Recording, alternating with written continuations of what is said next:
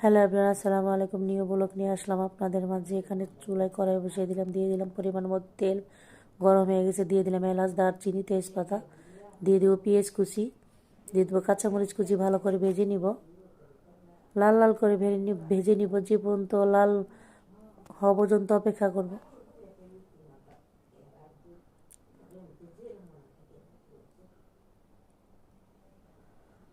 তো হালকা brown colour হয়েছে। এখন আমি 3 চামচ পরিমাণ ছোটো চামচের আদা রসুনের পেস্ট দিয়ে দিব, দিয়ে দিচ্ছি, একটু ভেজে নিচ্ছি।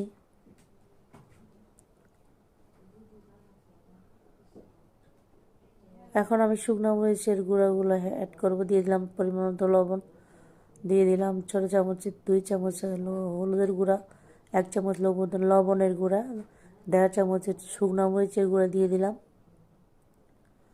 এখন পানি অ্যাড করব সামান্য, পানি দিয়ে ভালো করে নেড়ে চেড়ে নিব, কষিব যে পর্যন্ত উপরে তেল না আসে পর্যন্ত কষাবো। কষানো শেষ। এখন আমি লেয়ার মুরগির মাংসটা দিয়ে দিব। এখানে 1.5 কেজি লেয়ার মুরগির মাংস আছে, সেটাই দিয়ে দিব।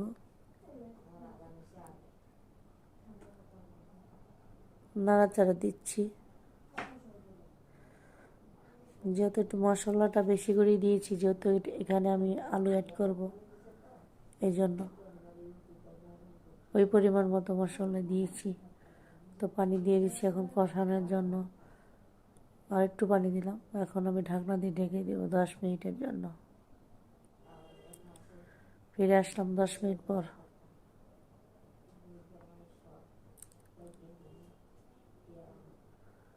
এখন আবার ঢাকনা দিয়ে ঢেকে দিব।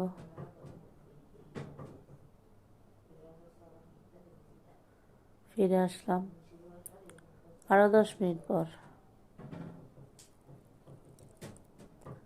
একটু ঢাকনা দিয়ে ঢেকে দেব।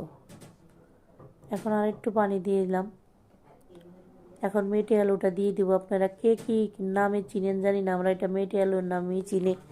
এটা মাটির নিচের থেকে উঠাইছি। আমাদের যে বাড়িতে আমরা আছি ওই বাড়িতে মেটে আলুটা বুনছি, সেখান থেকে উঠানো হয়েছে। তো 5 কেজি পরিমাণ হয়েছে। আমি একটা ভিডিও দিয়েছি, অবশ্যই খেয়ে দেখবেন। আপনার ওই আলু অনেক টেস্টি জিনিস, অনেক মজার, খুব মজা লাগে খেতে। ফিরে আসলাম কিছুক্ষণ পর, দিয়ে দিলাম ঝোল। ঝোল দিয়ে নিব, এখন ঢাকনা দিয়ে ঢেকে দিব। ফিরে আসলাম কিছুক্ষণ পর আবার। তো নাড়াচাড়া দিয়ে নিচ্ছি।